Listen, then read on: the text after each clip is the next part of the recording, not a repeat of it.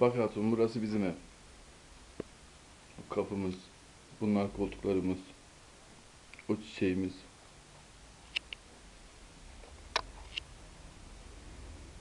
Şunlar bizim betonlarımız. Gezdireyim mi evi sana?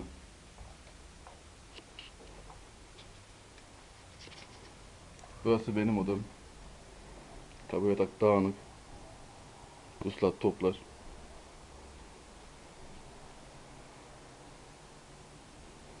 Şu bardağı alayım lan en azından.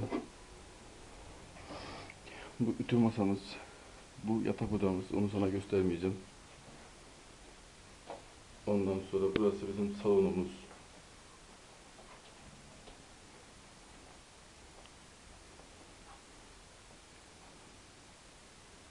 Bunlar çeyizlikler. Bak onlar kitaplarımız. Tabii ben bunların daha hiçbirini okumadım. O da ben. Aynen.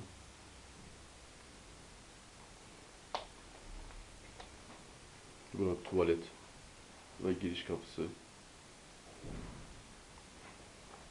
Burası bizim mutfağımız. Bu dolabımız.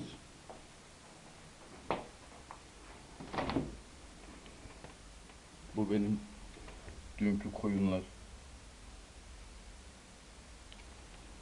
Tabi artık meylemiyor. Ondan sonra burası bizim balkonumuz.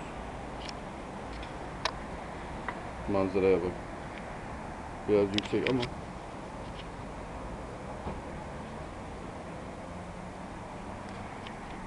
iyidir iyidir.